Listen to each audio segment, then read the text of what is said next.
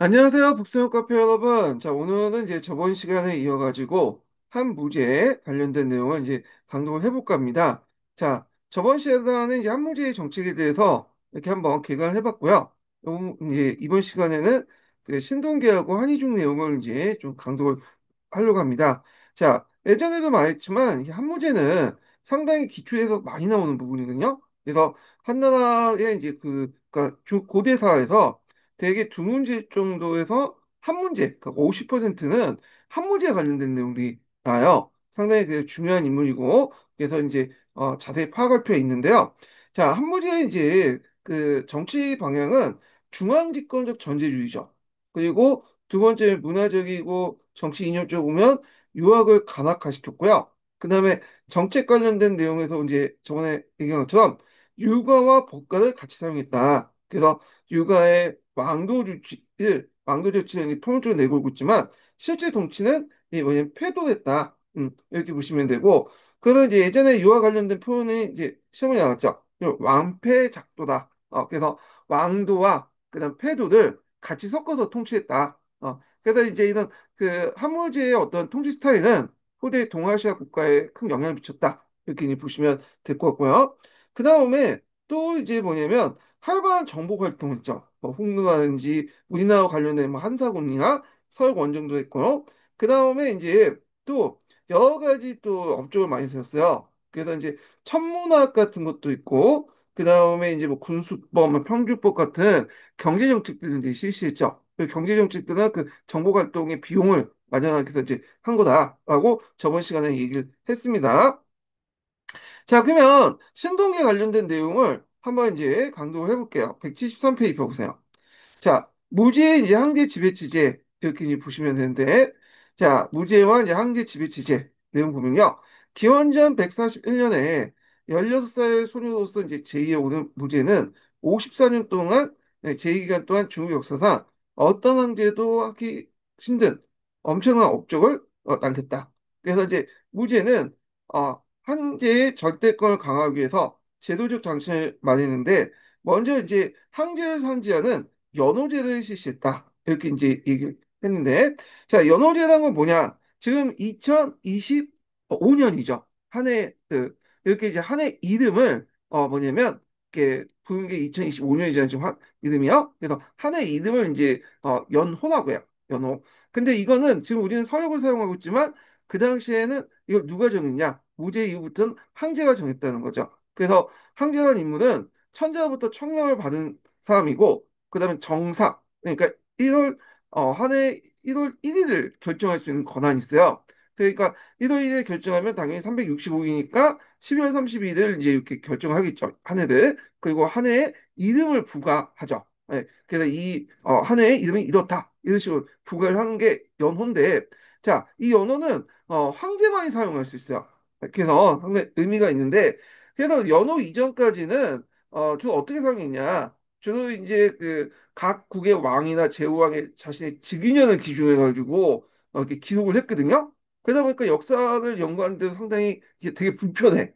근데 이 무제는 이런 걸 다 없애고 자신의 연호를 이제 딱 하고 이걸 전국적인 기념법을 사용했죠. 그래서 예전에는 뭐 지역 단위로 제후별로 그다음에 이렇게 왕국별로 이렇게 달랐는데 이걸 이제 중앙에서 딱 하나로 정해놓고 이걸 이제 전국적으로 기념법 기준으로 삼았다. 그리고 이게 중국뿐만 아니라 이 연어는 또 중국의 종주권을 인정하는 주변 국가도 사용하게 되죠.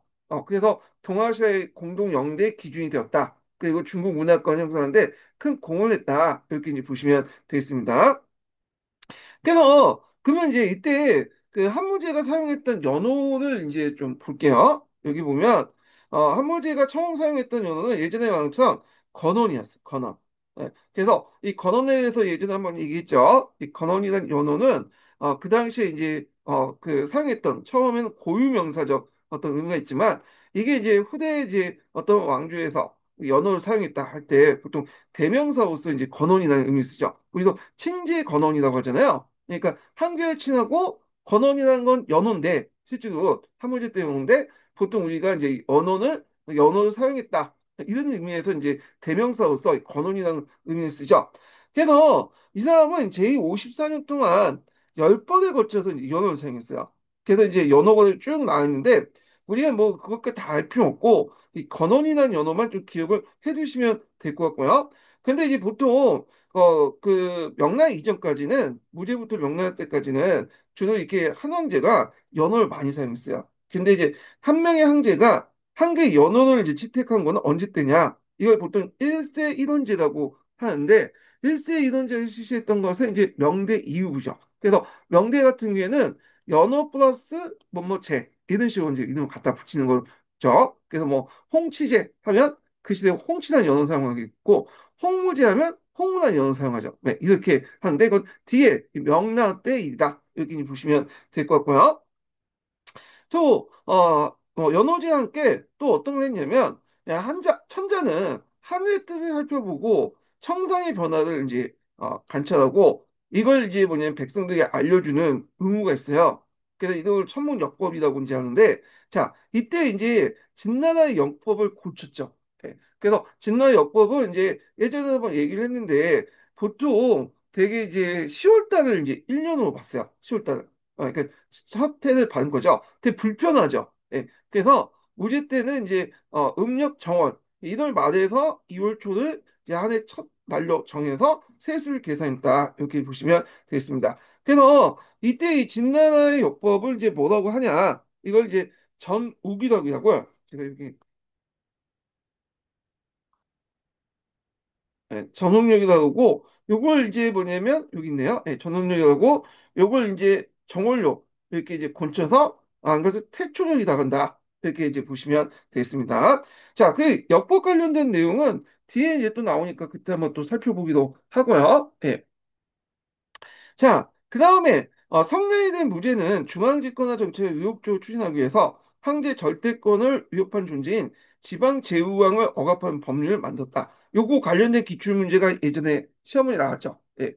그래갖고 요게 15년 기출문제 나왔던 거거든요. 예. 그리고 예전에 객관식 기출 때 잠깐 또 추운령 관련돼서 또 한번 언급됐었어요. 그래서 예전에 경제가 5초 7국의 난을 진압하고 나서 이 제후왕들의 권한을 약화시키는 정책과 그 다음에 무죄가 이제 또 즉위하고 나서 그 제후왕제의 권한을 약화시키는 정책들 이런 것을 이제 물어봤다. 법률 관련된 내용을 물어본 거죠. 그때는요. 자, 그러면 그 내용을 보겠습니다. 자, 첫 번째 볼 게 추운령이라는 거죠. 추운령. 예. 그래서 이 추운령을 실시했는데 이게 이제 의미가 뭐냐면 황제의 은혜로서 제국의 어떤 봉기를 모든 자제들에게 분봉을 해준다. 그래서 이제 겉으로 그렇게 얘기를 하고 있지만 실제로 이제 적장자 단독 상속할 경우에는 왕국을 그대로 계승하니까 뭐냐면 그 중앙에 입점할 때는 상당히 뭐냐면 어, 그 지방 세력을 퍼져 나가게 하는 거잖아요. 그러니까 이걸 막기 위해서 이 왕국을 분할시키면서 이 제왕의 권한을 약화시키려는 정책이었다. 이렇게 이제 보시면 되겠습니다. 그래서 이 추운령은 뭐냐면 왕국의 토지를 여러 자제들에게 나눠주고 여루가 되도록 한다. 그 여루라는 건 뭐냐면 왕이 있고 왕보다 좀 한 단계 밑에가 있는 게 후예요. 이 왕은 이제 어느 정도 규모의 그 영토가 있어야 되잖아요. 근데 계속 이게 그 분할 상속을 해버리면 언젠가는 이제 뭐냐면 한 개 그 군 정도, 현 정도만 통치하거든요. 왕이라고 할 수 없죠. 그러니까 이제 요 정도로 격화시킨다. 이렇게 이제 보시면 될 것 같고요. 그리고 매년 8월에 종료제사에 이게 종료라는 말을 쓰는데 종료는 좀 잘못된 것 같아. 이거는 왜냐하면 이제 종료는 제후들의 제사를 지내는 거, 조상이 제사를 지내는 걸 종료라고 하죠. 우리 같이 이제 조선 같은 나라가 자칭 제후국이라 했으니까 종료라 했던 거고 황제 국가는 종료가 아니라 태묘예요. 태묘. 예. 그래서 이제 중국은 태묘라고 하고 우리나라 같은 경우에 고려 시대 때 내재 외양 체제를 채택했기 때문에 태묘라고 하죠. 네, 그래서 태묘가 아닌지 맞는 것 같아. 그래서 하여튼 있고, 그래서 이 태묘의 제사를 지낸 황금을 징상토록 하고, 황금의 양이 부족하거나 성분 기준이 미달하면 용서 없이 처분하는 죽음률을 실시했다. 이렇게 이제 보시면 되겠습니다. 그래서 이 죽음률을 실시함으로써 이제 이게 뭐냐면 만약에 미달된다 하면 한 명이 떨어진다 하면 왕과 제후지를 박탈낼 것이죠. 예, 그런 이제 조치를 취했다. 이렇게 이제 보시면 되겠습니다. 자, 그래서 기록에 보면 BC 112년에 그 당시 연호였던 106명이 죽음료에 접촉되어 파면될 정도로 그 당시에 이게 상당히 그 뭐냐 제후왕과 연호의 통제에 위력을 발휘했다. 이렇게 이제 볼 수가 있는데 근데 이게 그 뭐냐면 함량이라는 것 자체가 지금처럼 정밀하게 이렇게 뭐냐면 체크할 수 있는 그 기계가 없고 대충 이제 눈 짐작으로 돼가지고 판단을 할 수밖에 없잖아요. 그 당시에는. 그러니까 이제 이거는 완전히 코에 골면 코고고 코에 골면 코골이고 뭐 기획이면 기골이라는 식으로 이렇게 이제 뭐냐 주관적 판단을 내는 거야. 그러니까 자기가 마음에 안 들면 개심자도 이렇게 처벌한다는 거야. 명분에 불과한 거죠. 그 다음에 백성이 함부로 이제 제후왕과 군신 관계를 맺는 걸 금하는 자관율이 있었는데, 자, 요거는 전에 한번 이제 한나라 지방제도에 관련된 설명할 때, 아직까지는 이제 춘추 전국 시대의 어떤 그 간습들이 남아 있어갖고, 태수나 한령들이 오면 그 밑에 백성들하고 일종의 약간 군신 관계적인 형성이 되는 음, 분위기가 있다고 했죠. 그래서 이제 이걸 이제 왕하고 제후나 하여튼 그 백성들고 이렇게 연결되는 걸 막기 위한 거다. 앞에 있는 그 지방간하고 또 연결시켜서 좀 보시면 되고요. 그다음에 제후왕이 백성의 부담을 증가하지 못하도 부익률이라는 것도 있었다. 그리고 또 중앙에 파견된 관리가 제후왕의 죄를 알면서도 보고하지 않으면 아당률에 따라서 처벌했다. 뭐 이런 내용도 있고요. 그리고 요거는 법률 관련된 내용이 아닌데 감찰 제도를 강화했죠. 그래서 수도를 포함한 정부의 13개 감찰부를 쓰고 이걸 주라고 해, 주.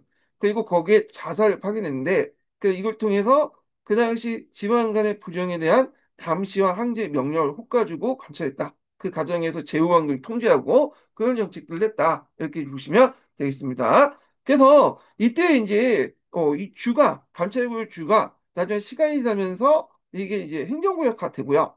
그 다음에 이제 여기 파견된 자산은 원래는 이제 좀 감찰관이었는데 나중에 들어가면 뭐가 되죠? 예전에 말한 것처럼 여기 이제 그 지역의 통치자가 되죠. 이런 것도 좀 기억을 해두시면 되고요. 그 다음에 수도 부근에는 특별하게 사회교육이라는 걸 뒀어요. 그래서 이제 감찰 업무를 강화시켜 놨다. 이렇게 이제 보시면 되겠습니다.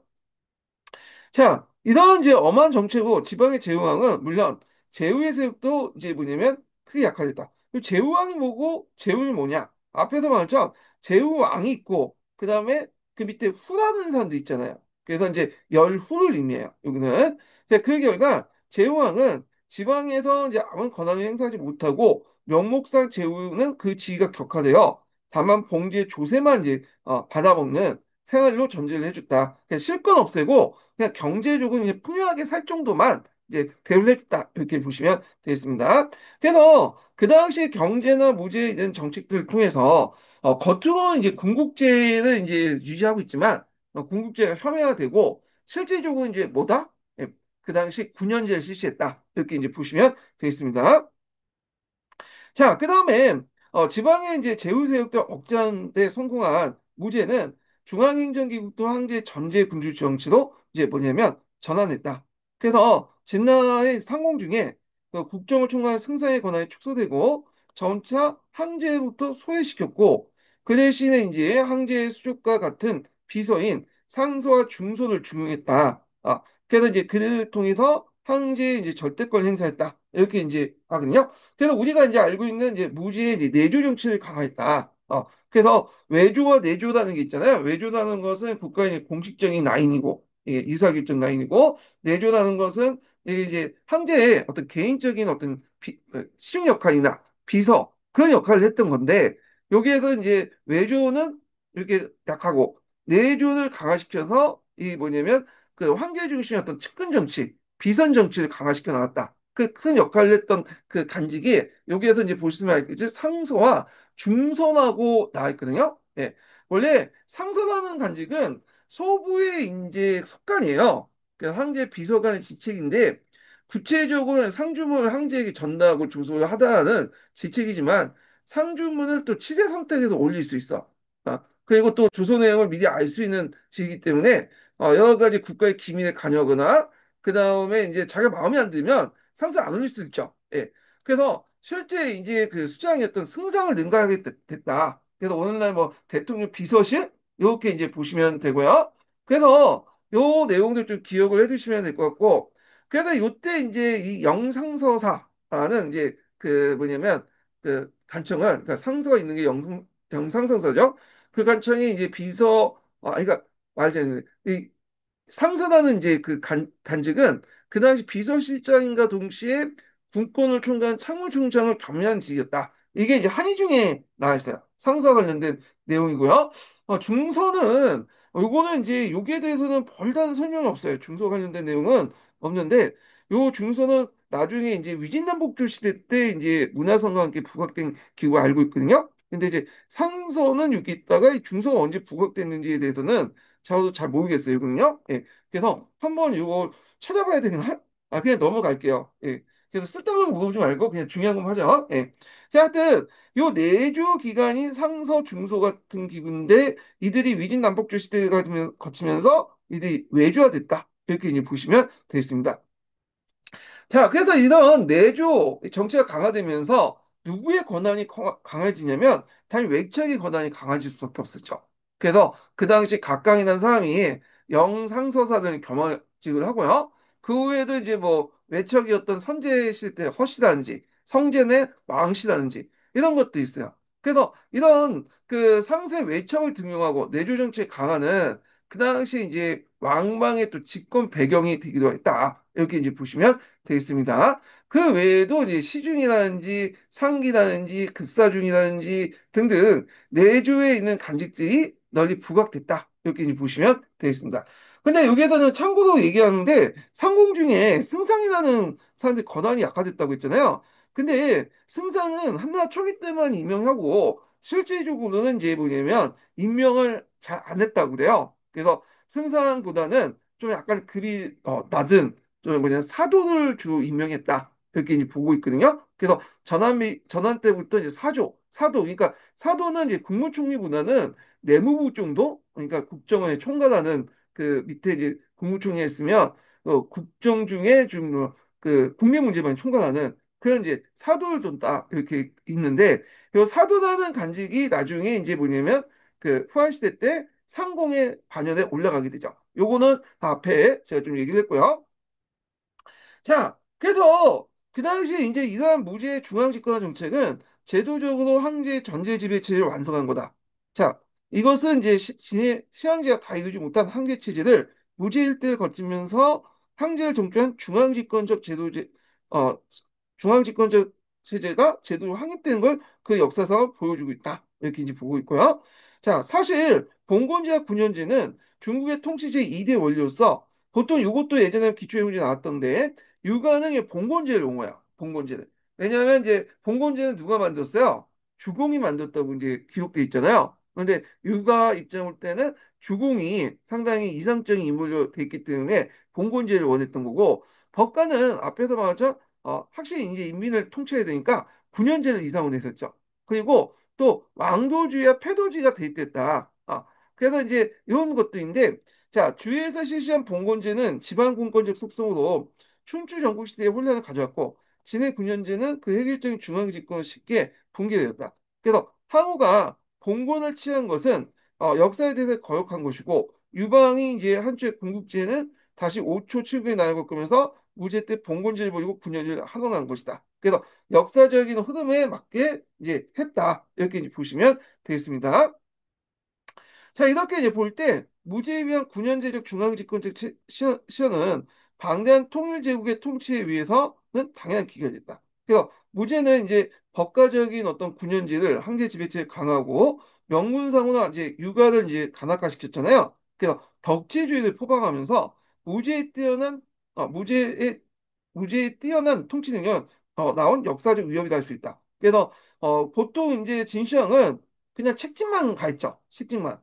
그래서 법과를 통해 책찍을 했지만 그 당시 이제 무제 같은 경우에는 이런 유교와 함께 뭐냐면 법과도 같이 하면서 채찍과 당을 줬다. 그래서 요걸 이제 왕도와 패도를 같이 했다. 왕패 잡도라고 이제 표현하고 있죠. 예. 자, 그 다음에 이제 볼 게 뭐냐, 정책이죠. 자, 이 유교 진흥 정책을 이제 보기 전에, 그 전에 그 한초 때 정치 이념이 뭐냐, 항로수라는 것을 예전에 얘기했죠. 이 항로수는 예전에 시험에 나왔던 건데 항로수라는 것은 항제 숭배 사상. 그러니까 이제 여기에서 항제 숭배 사상이라는 것은 그 우리가 생각하는 그 항제가 아니라 사망 오제 때 그 누르망자 쓰는 항제 인물이에요. 치유를 물리친 그런 사람인데 자, 이상이 이제 노자에서 이제 그 나온 거죠. 그리고 그 다음에 거기에다 법가를 이제 플러스 시킨 거죠. 백성들을 이제 뭐냐면 법을 딱 몇 가지만 정해놓고 거기에 어긋나지 않은 이상은 모든 걸 다 풀어주는 그런 이제 정책들을 학문수에 입각해서 했는데 자, 근데 이 학문수에 하다 보니까 여러 가지 문제점이 났죠. 그러니까 사회적 양극화 현상들 제대로 정부가 대처하지 못했고 그 다음에 외부의 침입 같은 거 있잖아요. 예, 폭력적이나 이것들 제대로 이제 방비를 못하고 맨날 돈과 여자를 주고 이제 뭐냐 평화를 사는 그게 있고 그 다음에 또 5초 최고의 난이 이제 일어나는 그 뭐냐 제후왕을 제대로 통제를 못하다 보니까 자 그래서 안 되겠다 무제 때 들어와서는 이제 적극적인 이제 뭐냐면 국가 개입을 해야 되겠다 이렇게 이제 했는데 그래서 국가를 개입하려니까 이제 법과 사상을 이제 통해서 개입을 하는데 이때 이 무제가 또 뛰어난 거를 이걸 법과를 뭘로 치장한 거야? 유교로 치장한 거죠. 그래서 이때 유교를 간악하고 실제 통치는 법과를 했다. 그래서 국가의 어떤 개입을 적극적으로 하면서 진시황의 통치 정책처럼 그리고 그것을 육아를 통해서 뭔가 합리화시키고 아름답게 꾸몄다. 이렇게 이제 보시면 돼요. 예. 자, 하여튼 중국의 황제 지배체제는 무제가 이제 유교를 간악화로 채택하면서 사상적인 무장을 하고 있다. 하게 되었다. 이렇게 했는데 자, 무제가 이제 유교를 간악화했다. 요거는 교과서에 나와 있고 그러잖아요. 근데 이제 이건 정설이고 실제적으로 이제 어떤 사람들은 아니다. 무제보다는 원제 때 가서야 유교가 간악화됐다. 이런 견해도 있어요. 요거는 이제 그 우리가 읽는 이제 자주 보는 사사에 있는 내용이죠. 관련된 사료도 있으니까 한번 찾아서 보시면 될 것 같고요.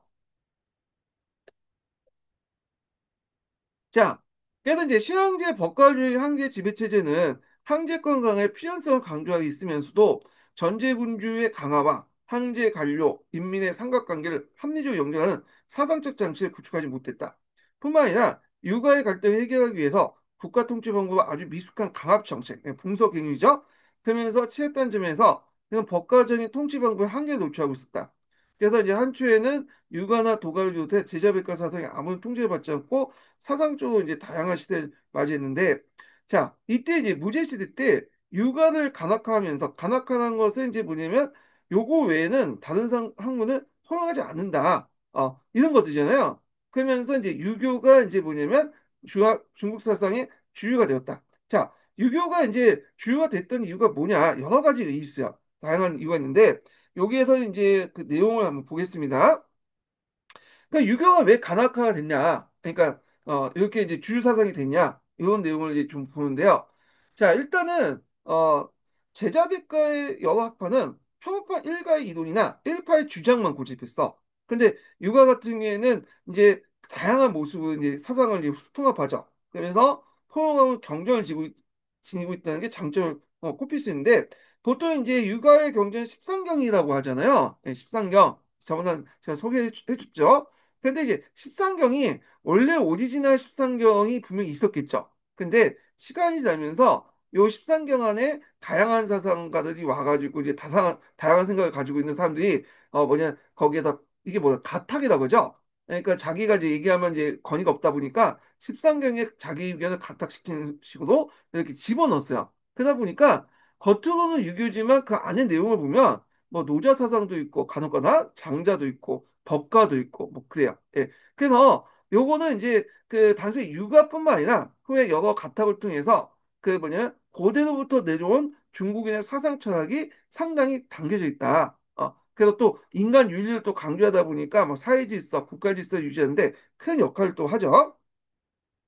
자, 그 다음에 두 번째로는 육아는 중용의 원리를 바탕으로 했다. 그 육아는 온건한 중용주의와 인위예학의 이제 중점은 그 사회질서를 정비하고 인간 윤리에 안정시키는 데 큰 역할을 했다. 그래서 이 중용의 원리라는 것은 원래 이 중용이라는 말은 대학에서 이제 나온 말인데 그러니까 인간의 감정이 실정이라는 게 있잖아요. 실정이 바라기 그 전의 상태를 중용이라고 하거든요. 우리가 생각하는 이제 그 이제 사상적으로 말하는 중용은 근데 여기서 말하는 중용은 우리가 일반적으로 알고 있는 중요 있죠. 딱 중립기업을 딱 받고 약간의 이제 뭐냐 극단적인 의견에 취하지 않는 이런 걸 중용이라고 하는 것 같아 지금. 여기 문맥을 보니까.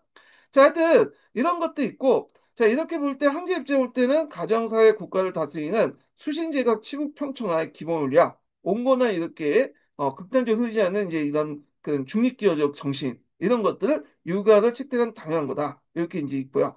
물론 육아를 채택한 그 내용은 그 외에도 여러 가지가 있어요. 이거 외에도 이제 한의중 같은 경우에는 여러 가지 기술을 해놓고 있거든요. 그래서 뭐 이거는 이제 나중에 한번 또 보기로 하고 여기에서 더 추가될 것은 이제 앞에서 얘기한 것처럼 그 당시 초창기 원시 유학들 있죠? 그러니까 이제 뭐 맹자라든지 그 다음에 저 누구야?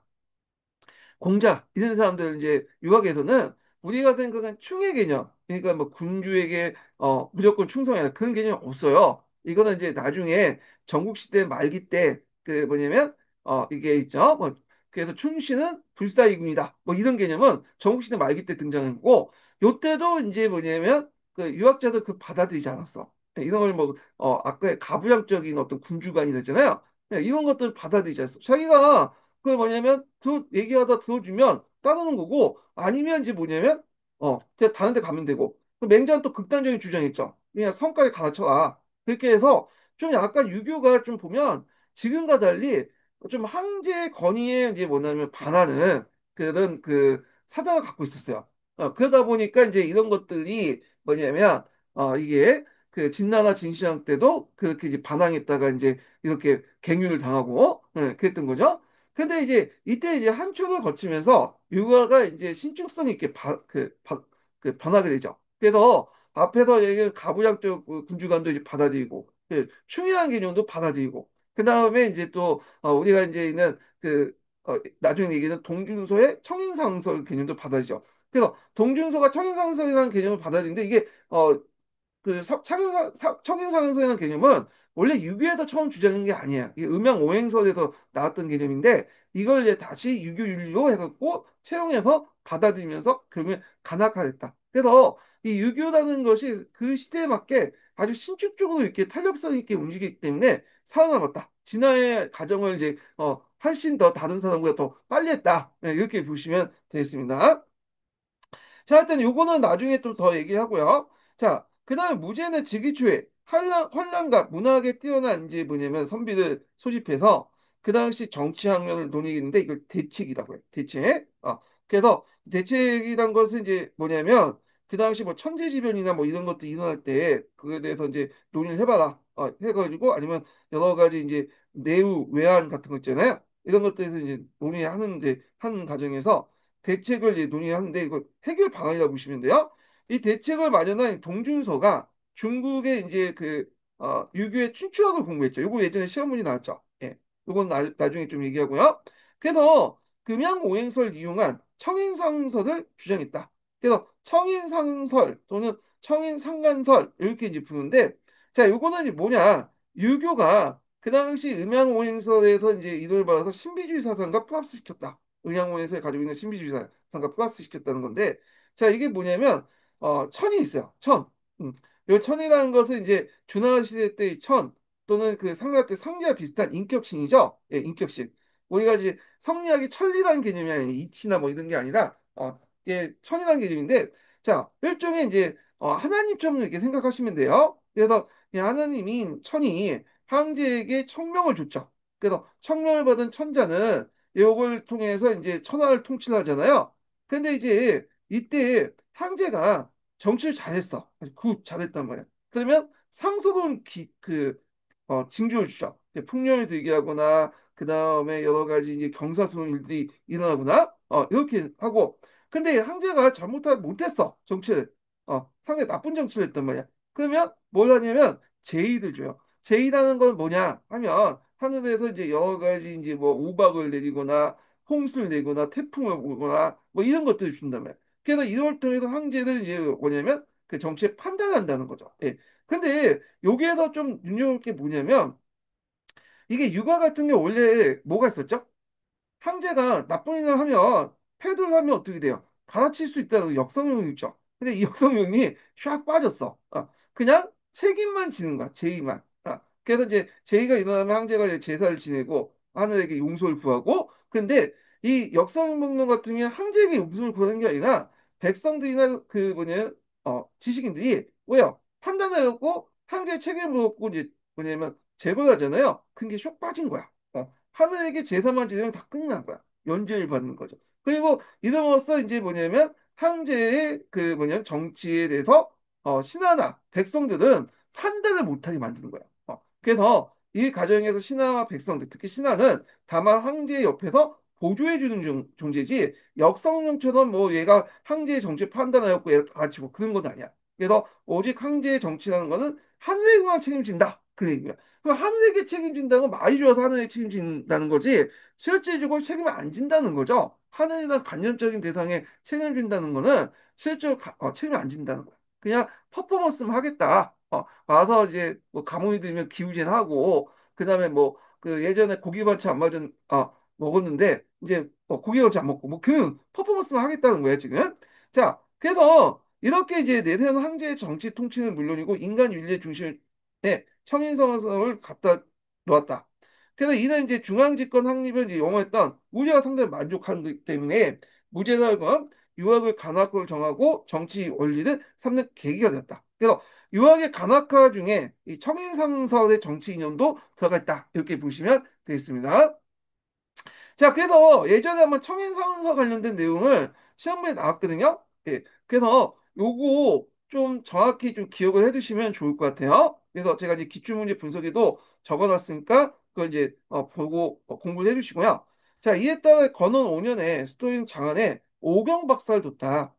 오경이라는 건 예전에 말했던 그 춘추가 편찬한 그 책을 얘기하죠. 역경, 서경, 시경, 예경, 춘추 이렇게 있고 예경은 다시 이제 뭐냐면 세 개가 있죠. 예기, 주례, 의례 이렇게 있고 춘추는 너무 그 뭐냐면 짤막하기 때문에 거기에 이제 뒤에 줄을 붙였죠. 뭐 자시전, 공량전, 그다음 공양전 이런 것도 있잖아요.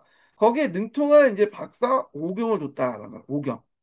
그래서 보통 이 박사라는 것은 우리가 이제 석사 박사였고 어떤 학문에 뛰어난 사람들 이제 박사고 하는데 이런 의미의 박사도 있지만 여기에서 이제 뭐냐면 여기 박사 고대 시대 박사는 학문에 뛰어난 사람도 박사지만 어떤 특정한 기술에도 뛰어난 사람도 박사였어요. 예. 그래서 우리가 이제 그 백제부 와박사 뭐 이렇게 기하를 잘 만드는 사람도 있고 있잖아요. 자, 뭐 이렇게 있고 그래서 이제 유교 간악한 후에 이제 취해진 정책에 대해서 이제 첫 번째 정책을 얘기했고 두 번째는 오경을 공부한 학생 중 우수한 자를 선발하여 난중 관리 후보생을 발탁을 했다. 그래서 이제 인재 선발 방식 중에 하나다. 이렇게 이제 보시면 되고요. 그래서 우리가 이제 인재 선발 방식 중에 한모제가 이제 했던 정책들이 한거리 선제라는 게 있잖아요. 예, 교과서에 있고. 근데 한거리 선제도 있지만 이렇게 이제 그 뭐냐면 그 5개월 공부한 우수한자를 선발해서 이제 뽑는 제도도 있었다. 이렇게 이제 보시면 되겠습니다.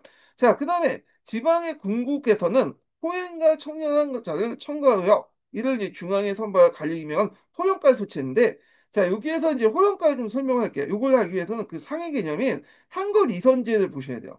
한걸 이선제는 의미가 뭐냐? 한거라는 거는 지방에 이제 있는 인재들을 이선 그러니까 이제 한거리라는 거 지방에 이제 거주하고 있는 이제 그 사람들을 선이라는 것은 뽑는다는 거죠. 그래서 지금은 밑에 있는 사람이나 좀 그런데 국민들이 이제 뭐냐면 위를 뽑는 버튼업 방식이잖아요. 이게 선거란 말이. 근데 여기에서 이제 선거라는 것은 위에 있는 사람 밑에 있는 사람을 뽑는 거야. 이걸 탑다운 방식으로 이제 보시면 돼요. 그래서 이제 이걸 한걸 이선제로 한다. 그럼 한거리 선제는 이제 몇 단계에 비해서 구성됐냐면 두 단계로 구성돼요. 하나는 1단계는 이제 뭐냐면 추천을 받는 거야. 추천을 받고 그 추천을 받는 사람들이 이제 시험을 보죠. 근데 시험을 볼 때 뭐냐면 시험이 세 가지가 있어요. 하나는 수재, 무죄. 그러니까 이제 유교 경전이라고 하죠. 예전에 이제 나중에 강무제 유수가 집권하면서 이제 이걸 이제 피한다고 해서 이제 무죄라고 이제 했던 거고, 그다음 호정가. 호정가는 인구 비례에 따라 호행이나 청량한 행위를 한 인물들 선발하는 거야. 예. 그래서 이제 이 호정가 같은 경우에는 이제 주로 전환 때도 행해줬지만, 주로 이제 뭐냐면 후한 때 많이 행해줬다고 그래요. 예. 그래서 이제 이렇게 있고, 그래서 이제 있고, 그 다음에 또 하나가 뭐냐면, 헌령 반정이라고 하는데, 뭐 일식이나 지진, 수해, 한발 등 천재지변이 이제 행해질 때 천자가 이제 직관을 할 수 있는 인재를 구하기 이제 해요. 추천을 받고 그 천자 앞에서 그 해결할 수 있는 봉담론, 해결책을 올리는데 이게 대책이라고 하죠. 예, 이게 현량방적가요. 예, 현량가라고 이제 알려져요. 우리나라에서는. 그래서 현량가는 여러분도 알다시피 조광조의 현량가 아시죠? 예. 근데 이게 조광조가 처음 실시했던 건 아니고요. 예전에 전한의 어떤 그런 것을 모델로 해갖고 조광조가 이제 자기 세력들을 끌어모으기 위해서 이제 실시한 게 현량가다. 이렇게 이제 보시면 되겠습니다.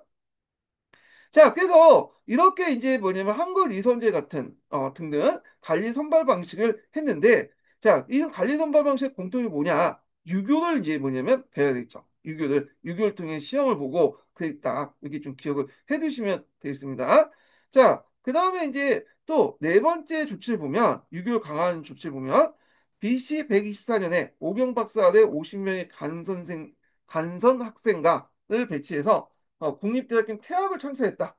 그 태학은 더욱 발전하여 학생 수가 3천 명에 헤어있고 졸업생 간의 우수한 자가 선발되어 관료로 진출했다. 그래서 이제 이렇게 유교를 이제 뭐냐면 전문적으로 그 뭐냐 교육하는 태학과 그 앞에서 말한 것처럼 관리 선발 방식에서 유학적인 어떤 것들을 보잖아요. 그러면서 이때부터는 유교적 교양을 받은 자가 국가의 관료직을 독점하게 되었다. 그래서 그 결과 유학을 배우고 유교적 교양을 익힌 자가 정치를 담당했는데 유교주의의 어떤 왕도 정치가 이후 근대 이후까지 계속됐고 유교 국가에 기초한 무제에 의해서 성립됐다고 볼 수가 있다. 자, 그러면 이제 이 무제 정치에 의해 관련된 내용을 이제 여기 있죠. 요거 예전에 한번 기초에 나왔던 건데, 자, 그럼 무제 통치 방법의 이제 의의를 보겠습니다. 자, 무제는 결국에는 현실적으로는 법과적인 이제 한계 지배 체제에다가 유가적 통치 이념을 접목시킴으로써 중국의 한계 지배 체제를 정치와 사상면에서 안성시켰다. 따라서 무제가 이 국가를 통치하는 기본 목표를 법과적 부국강병주의를 두고 이런 거는 이제 그 뭐냐 앞에 있는 상한가 그 뒤에 있는 그 누구죠? 갑자기 망망도 비슷해요. 예. 망망이나 그 뭐냐면 무죄는 겉으로는 유학자지만 유교를 내세웠지만 실제 통치는 법과를 통해서 했죠. 예. 자, 하여튼 국가를 다스려 나가는 유능한 인재 등용 기준을 유교적 교육받은 이제 인재를 충원하는 조처는 제국의 통치 기술 면에서 진시황보다 이제 뭐냐면 한 단계 그 위라고 볼 수 있다. 자, 이하 이후에 이제 역대 왕조에서도 무제와 같은 방침이 채택되면서 국가의 통치 기본 이념이 되었다. 그래서 이 문제 통치 방법의 내용들 특징들 있는데 예전에 뭐 동아시아 교과서에 그 내용이 있어요. 예, 이것도 있고요. 여기에서 동준서의 참의설이 있는데 줄을 보겠습니다. 자, 동준서의 참의설은 앞에서 음양오행설을 유교 경전을 통해서 재해석해가지고 이렇게 했던 것이 이제 참의설이죠. 그래서 이때 참이라는 말을 이제 좀 봐야 되는데, 그러니까 청인상설이라는 게 이제 그 창의설의 일종이잖아요. 지금 예, 창의설을 좀 얘기해 볼게요. 참이라는 것은 참은 뭐냐면 예언 사상이에요. 위라는 것은 이런 음양오행을 통해 유교 경전을 해석하는 것을 위서라고 하거든요. 그래서 요게 결합된 거야. 그래서 음양오행설을 유교경전에 해석해가지고 앞날을 예언하는 거죠. 일종의 신비주의적 어떤 성격을 띠고 있는데 요 그 과정에서 이제 천인사원설도 그런 측면에서 참인설의 일종으로 나왔다. 이렇게 보시면 되겠습니다. 자, 그래서 그 당시에 이제 이 동중서 같은 이제 춘추 공양은 근문학파에 속했던 사람인데 뒤에 얘기했지만 요 근문학파는 요건 참의선을 이용해 가지고 상당히 한계 지배체를 강화시키고 그냥 청인상서도 내걸고 하면서 하게 돼요. 그래서 이게 이제 나중에 뭐 여러 가지 비판을 받게 되죠. 예. 그래서 이제 있는데 요거는 나중에 좀 얘기하겠습니다. 예. 그래서 이제 또 있고 뒤에 넘어가서 무제 대원전과 동서고통을 개척해 볼게요.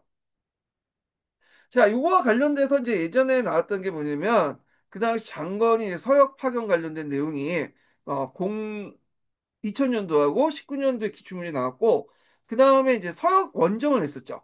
예. 그래서 이때 뭐 하서사군 설치하는 내용들 그래서 이제 그 하서사군의 그 뭐냐면 위치하고 그 다음에 그 지명을 쓰고 예전에 시험문이 나왔잖아요. 예. 이런 것도 있고 자 그냥 우리나라와 관련된 내용이 뭐냐면 고조선 있잖아요. 고조선 정보 또 관련된 내용이 예전에 한번 또 시험문이 나왔던 거죠. 자, 그러면 이제 내용을 보겠습니다. 자, 무제는 안으로 항제 전제 체제를 이제 성공적으로 구축하자. 박근은 중국 항제 위험을 알리고 그 다음에 주변국을 복속시키기 위해서 적극적인 대외 원정을 나서게 되었다. 자, 그래서 이제 그 당시 예전까지 막 두들겨 맞고 있었는데 이때부터 이제 본격적으로 이제 원정을 통해서 이제 뭐냐 손을 이제 봐주기 시작한 거죠. 그래서 이제 북으로는 홍로를 정벌하고 서쪽으로는 동서병을 개척하고 남은 월남, 동으로는 그냥 고조선을 복수시켰다. 그래서 이제 여기 홍로 정벌이라고 하는데 엄밀히 말하면 홍로를 완전하게 정벌한 건 아니죠. 홍로를 이제 주로 막북 지역, 그러니까 이제 그 고비 사막 그 북쪽 지역으로 몰아냈던 정도죠. 자, 하여튼 그래서 시황제보다 이제 더 확대된 제국 영토를 확보했다. 이렇게 이제 보시면 될 것 같고요. 자, 무제 위에서 진행된 최대 대원정 홍로 정벌이었다.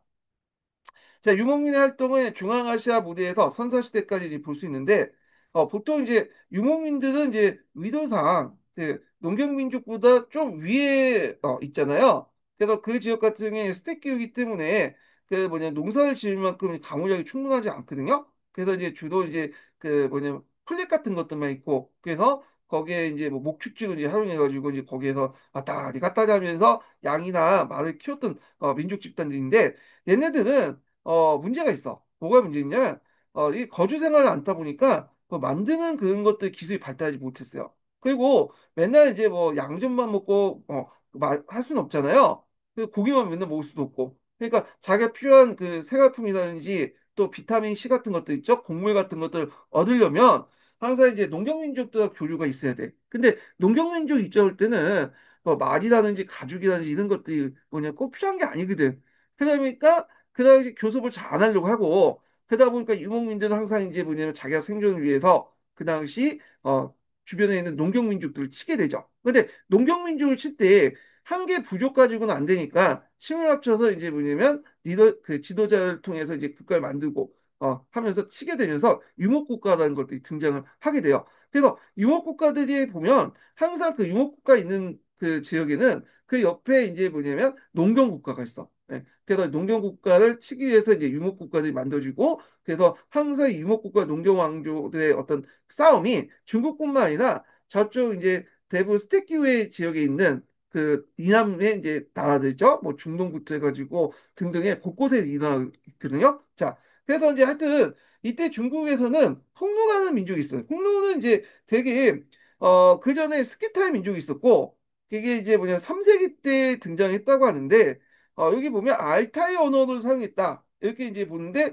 요거는 최근에 학계 연구하고는 좀 달라요. 예. 그래서 이제 요즘에는 이 지금 흑노족들이 인도 유럽어족이지 않을까. 그리고 특정한 인종 집단으로 구성되지 않는 다민족 그 뭐냐 집단이었다. 이렇게 보는 학계도 있고요. 그래서 이 흑노라는 명칭 자체도 그 중국 애들이 이제 갖다 붙인 거잖아요. 그래서 이제 흑노는 홍수는 노비 같은 애들이라는 건데 아마 그 기독의 다른 기독에 보면 이들은 이제 자신을 훈족이라고 이제 말을 한 것 같은데 훈훈 이렇게 하는데 이걸 또 중국 애들이 잘 알아듣지 못하고 음차하면서 이딴 식으로 이제 뭐냐면 이름을 갖다 붙여놨죠. 예. 중국 애들 입장 올 때는 홍로가 보려고 꼴보기 싫으니까 그렇게 이름을 적은 것 같아 지금.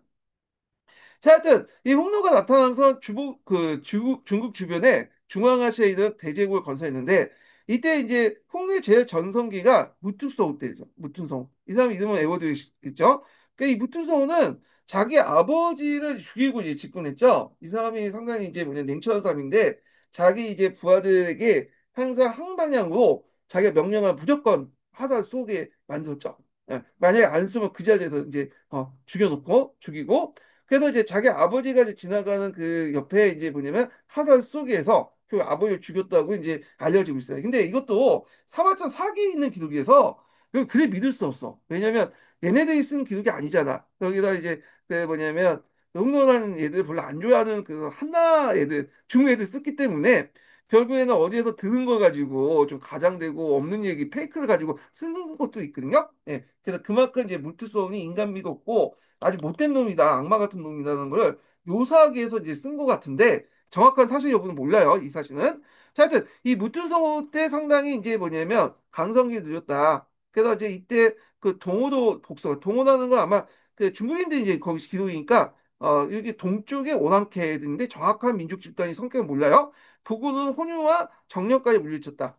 그리고 서쪽에는 대월지대를 몰아내고 남은 오도두스 지방까지 이제 지출하면서 한나라를 이뤘다. 오도두스 지방은 이제 지금 망남이라고 예전에 불렸던 지역이죠. 그래서 오늘날 이제 내몽골 자치구에 있는 그 지역인데 여기에서 용어를 좀 약간 수정할 필요가 있어요. 이건 뭐 대월지를 몰아내고 그랬는데 원래는 이 월제족이 이제 그 홍로와 같이 비슷한 지역에 살고 있었죠. 근데 이 월제족들이 이 무투석에서 공격을 받게 돼요. 그러면서 이들이 저쪽 이제 뭐 인도 쪽으로 북쪽에 있는 정확한 지역 못하는데 하여튼 거기 중앙아시아 쪽으로 도망가게 되는데 그 지역에 도망간 애들이 대월지라고 불렸고요. 그 다음에 여기에서 그래도 우리 남자, 그래서 뭐 복속을 당하든 해도 남자애는 소월지라고요. 그래서 그 대월지가 아니라 정확하면 월지족이야, 월지족. 그래서 월지족이고 나중에 이제 쫓겨나서 정착한 게 대월지라고 부른다. 정확한 거 얘기하면 이 대월지는 나중에 이제 뭐 쿠샤 왕조의 이제 어떤 모태가 됐던 민족 집단이다 이렇게 보시면 될 것 같고요. 자, 그래서 이 위협을 막기 위해서 고조 때는 이제 그 한 홍룡 원정을 다니는데 실패했고 오히려 이제 여기 여러분들 알다시피 백등산 포위 작전 아시죠?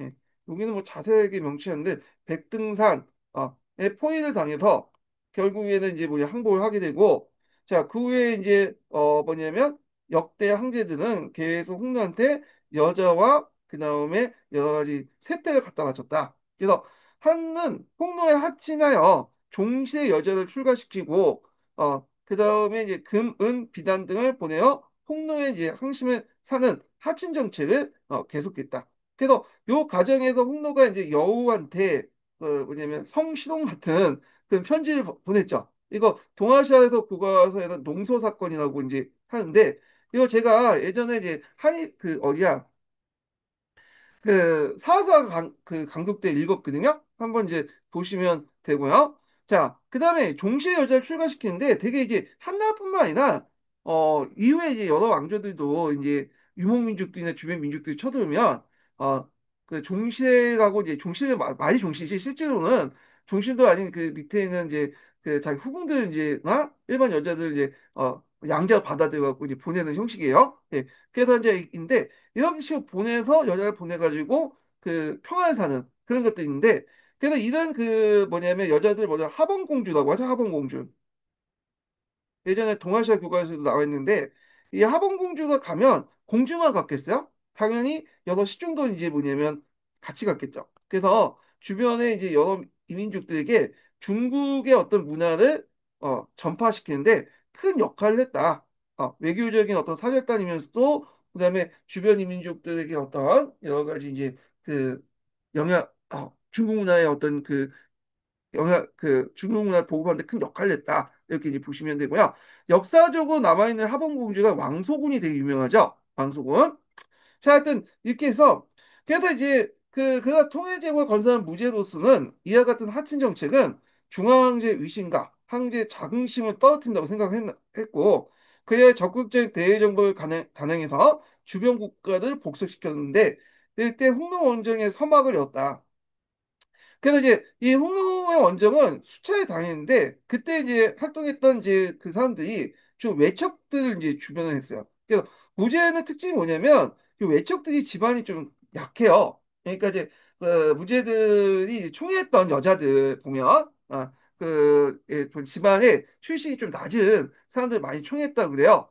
그러다 보니까 그 외척이 왜 그런 식으로 하냐면 외척을 너무 이제 고관직으로 둘 경우에는 자기가 기어오를 수 있잖아. 그래서 일부러 뭐 서민 출신이나 신분이 낮은 사람들을 외척을 돕고 뭐 그런 여자만 좋아서 그렇게 돕는지 모르겠지만 어떤 정치적 의도를 해석하면 그래서 이제 외척 출신의 대표적인 사람이 위청이나 그다음 이강리 뭐 그런 사람들이거든요. 그래서 위청, 이강리 이거 예전에 한번 기출문에 나왔죠. 이 사람이는 그래서 좀 기억을 해두시면 될 것 같고요.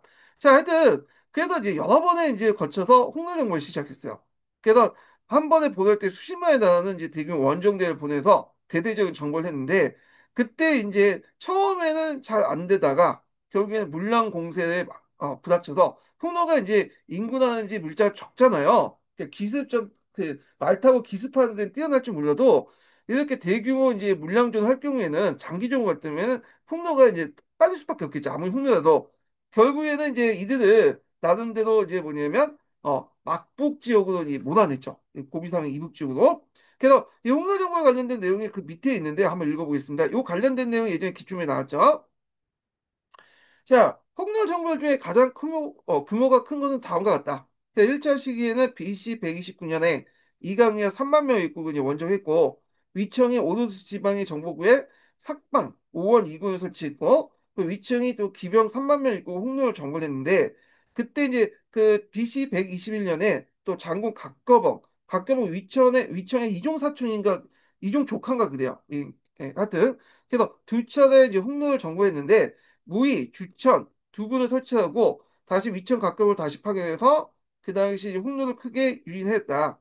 그래서 이제 있는데 그때 이제 이능이라는 사람이 5천 명의 기병이라고 하는데 이거 잘못된 거죠. 5천 명 보병을 이끌고 갔어. 예. 그래서 꼭 그때 이제 이강리도 같이 파견했는데 이강리는 수만 명의 기병을 주면서 이제 했는데 이능은 5천 명의 보병을 이끌고 싸우다가 원 지원도 못 받고 결국에는 포위당해서 끝까지 싸우다가 항복하게 되거든요. 그러니까 이제 한무제가 열받아갖고 이능의 자식들을 더 죽이겠다. 이제 팔죽을 부죽을 받아겠다고 하니까 사화천이 그건 안 된다 하면서 막 이제 이능을 번호했죠. 뭐 사화천이 이능하고 친한 사이는 아니었어요. 예, 알지도 못한 그 사이였는데 그러니까 이제 그 한무제가 열받아가지고 사마천을 군용을 시켰죠. 원래 사형시키려고 했다가 좀 자비를 베푼다 해갖고 돈을 내게 하거나 아니면 너 거시기 잘라다 해가지고 군용을 시켰다. 그런 이제 일화가 있죠. 예. 자, 그래서 이제 이렇게 했는데 여기 잠깐 이 지도를 좀 보겠습니다. 자, 여기 이제 보면 자, 여기 보면 여기 하서 사군의 위치를 이제 좀 파악을 해야 되는데 자, 하서 사군의 위치 요 정도 동항, 주천 뭐 이런 것들이 하서 사군이잖아. 장애가 그 장애기나 뭐 이런데 여기가 이제 하서 사군의 위치거든요. 여기가 예. 하서 사군 이 하서사구는 예전에 한번 기출문제 나왔죠. 예, 특히 이 동항이라는 곳이 상당히 중요한 요충지죠. 동항을 기준으로 해가지고 청상북로와 청상남로도 이렇게 나눠지게 되잖아요. 자, 하서사구는 상당히 이제 그 서역 지역하고 중국 지역을 서로 연결시켜주는 상당히 노른자 땅이에요. 예, 그래서 여기 부분이 이렇게 뻘겋게 들어가 있는데 요 나머지 지역은 솔직히 별 의미는 없어. 이게 뭐 사막이거나 북쪽에는 여기 산맥 지역이거나 그래서 여기는 이제 고능산맥이나 이런 데서 내려온 이제 물줄기에 따라서 뭐냐면 여기 부분에 이제 농경도 할 수 있는 그런 지역이거든요. 그래서 이 하서사구는 이제 장악함으로써 그 당시 이게 뭐냐면 서역 지역으로 나갈 수 있는 통로를 확보할 수 있었다. 이렇게 이제 보시면 될 것 같고요.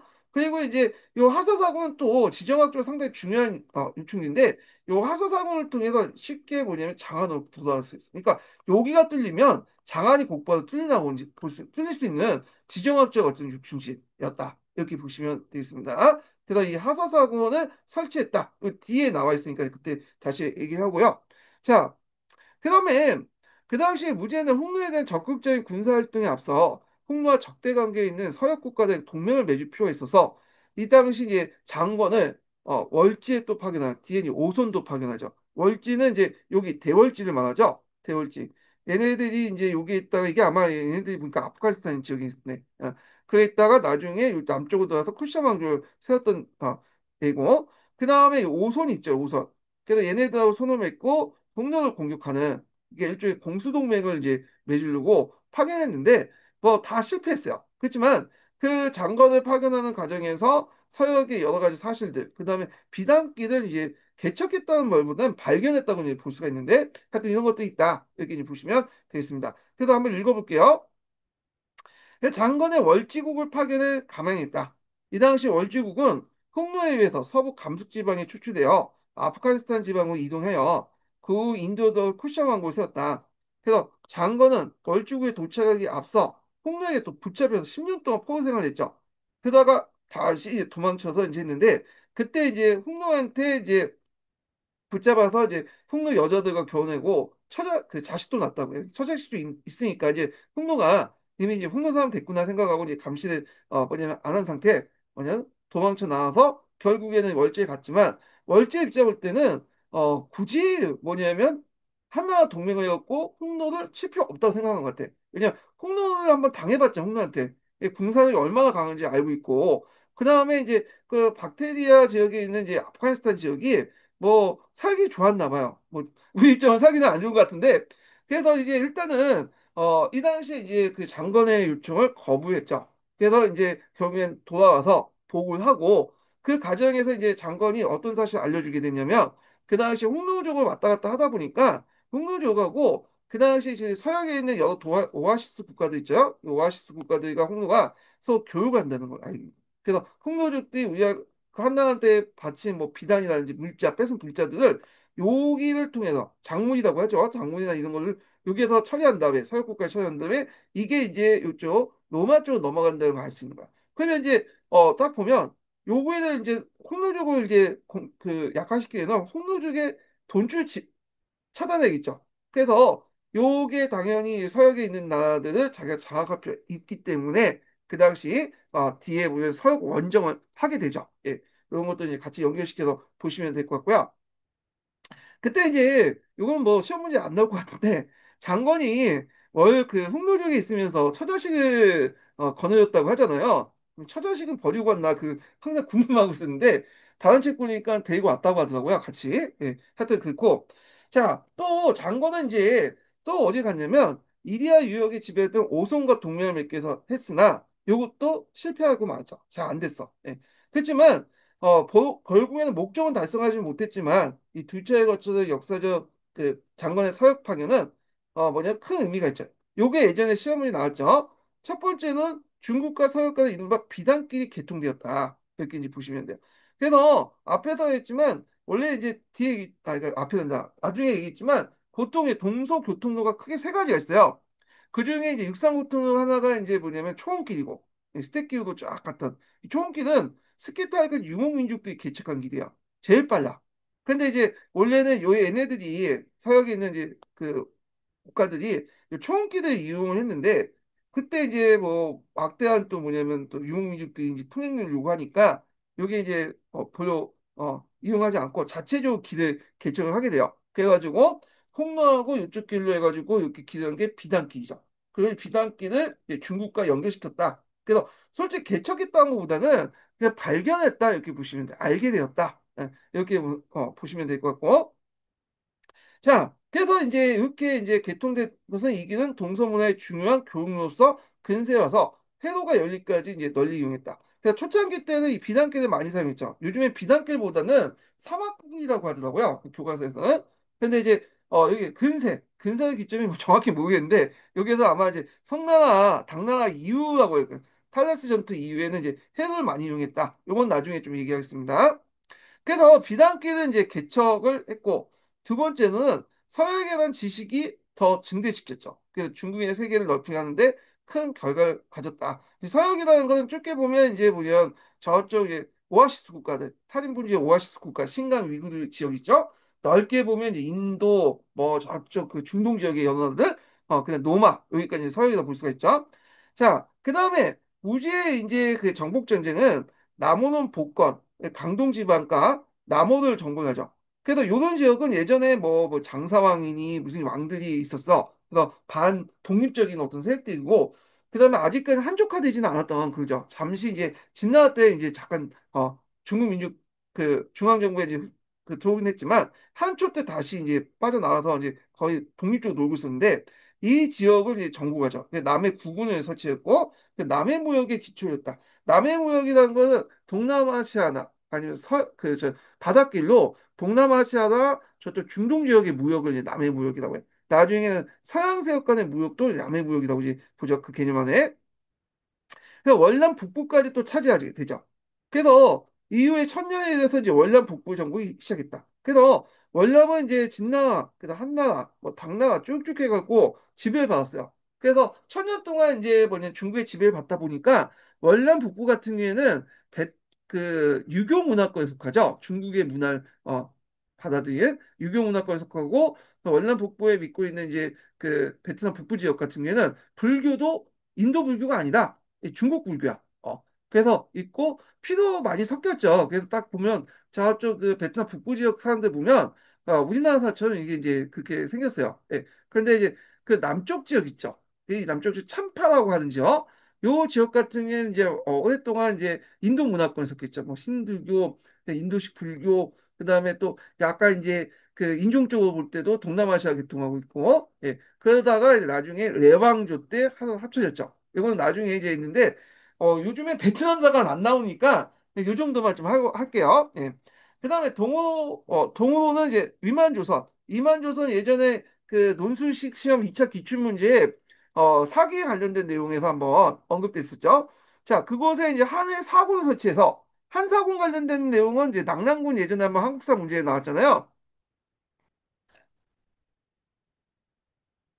자, 그래서 이제 그 한문의 동방지출이 시작됐다. 이렇게 보시면 되고요.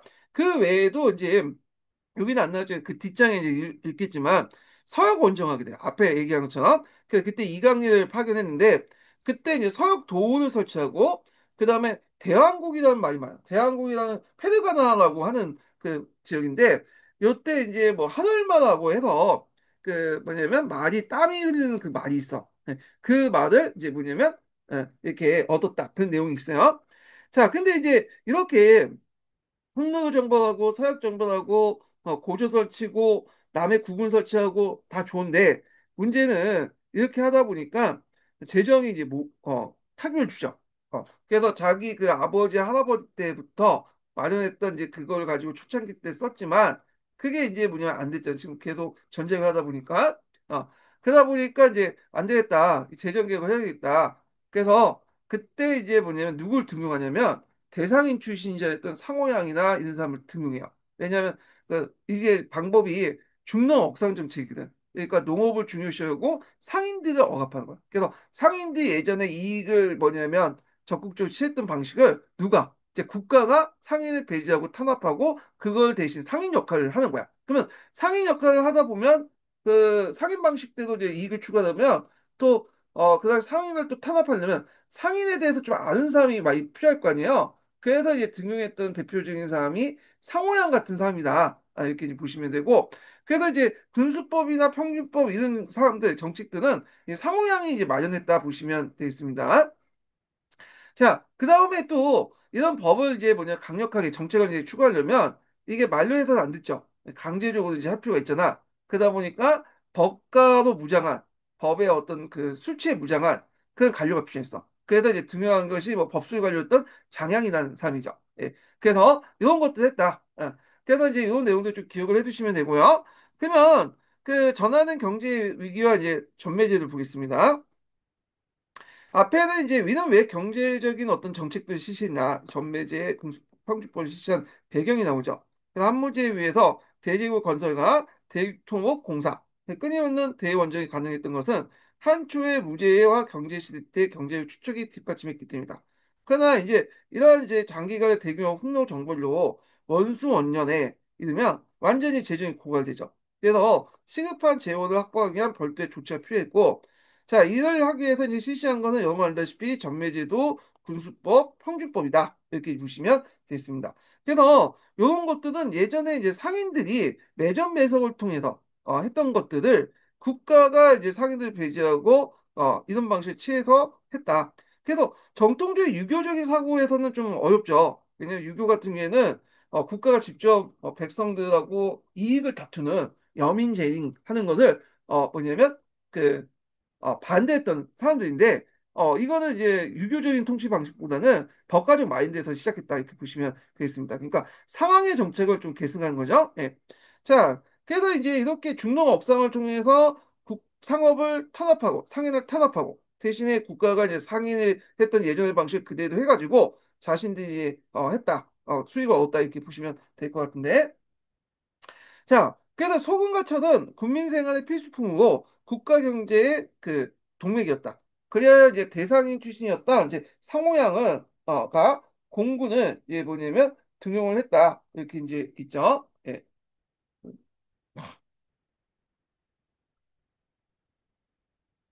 예, 공군을 등용했고요. 그 다음에 이제 그 수액 각고를 실시했다. 소금, 철, 술 같은 걸 했는데 이건 필수품이잖아요. 예, 그래서 매점 매석을 통해서 이익을 챙기려고 했던 거죠. 그래서 이제 예전에 뭐 10원짜리였다면 뭐 100원을 이렇게 갖다 팔고 그렇게 하면서 이제 했는데 자, 이런 염천에 대한 전매제도는 한국의 경제정책 중에 가장 시비가 큰 문제였는데 이게 나중에 이제 그 무죄가 죽고 나서 소재 때 염천 논쟁이 나죠. 염천 논쟁. 그래서 한간이라는 사람이 요걸 기록을 내놔. 그래갖고 그 당시 이제 어사대부 어떤 사람인가? 네, 각관 같은 사람이 이제 나와서 그 막 그 문학이나 환량들 비판하고 막 그 논쟁이 있거든요. 요거 관련된 내용은 예전에 한번 시험 문제 나왔는데 요건 나중에 좀 얘기하고요.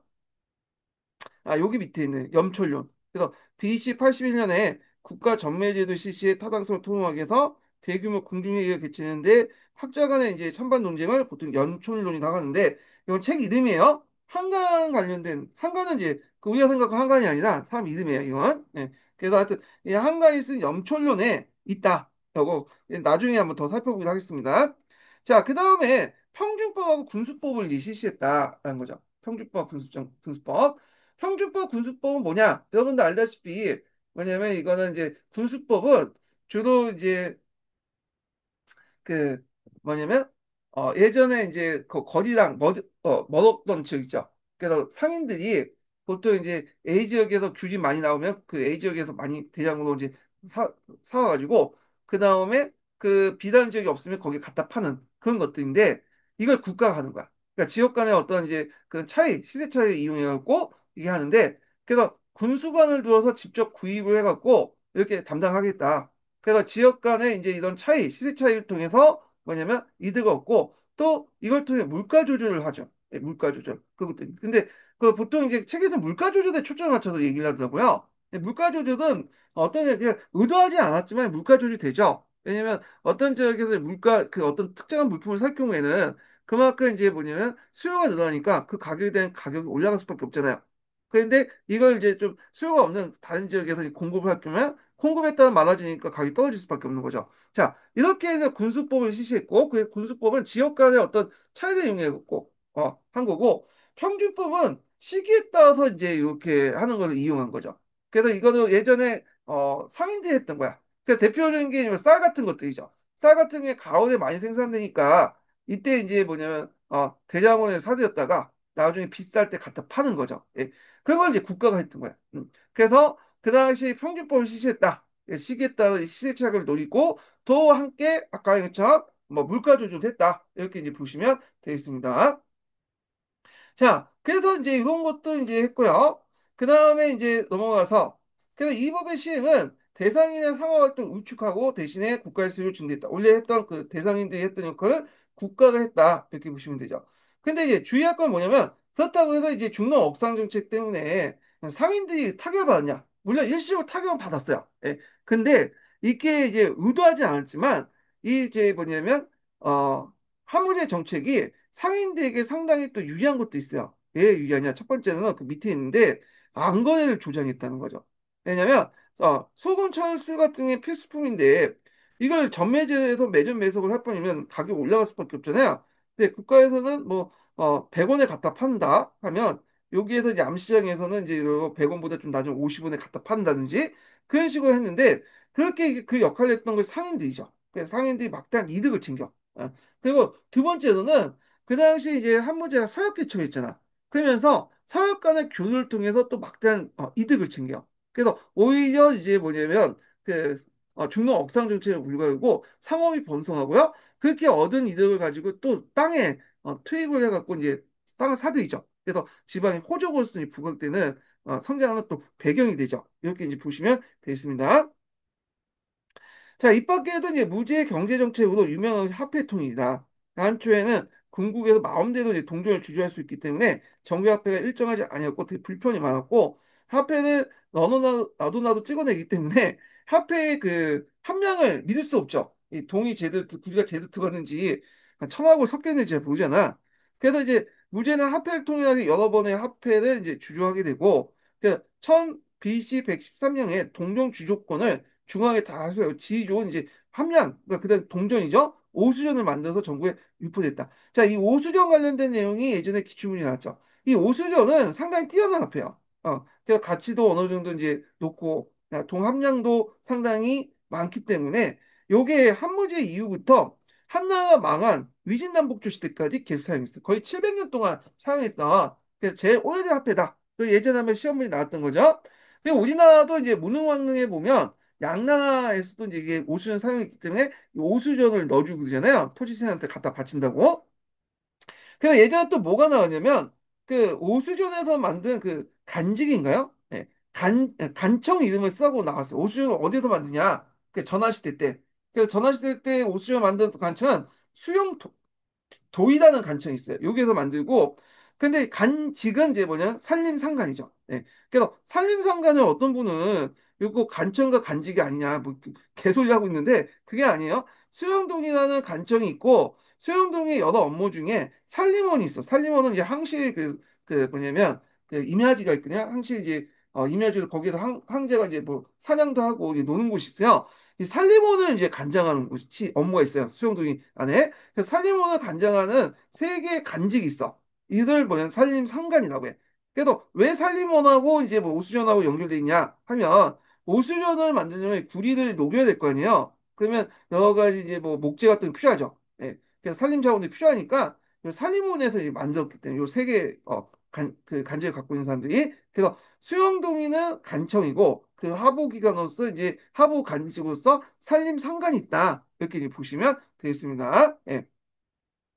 자, 하여튼 이 오수련은 당대까지 중국 화폐의 모범이 되었다. 그러나 이 무지의 경제 정책만큼 가장 잘못한 것은 헝벌을 당할 때 이를 벌금을 대체한 것.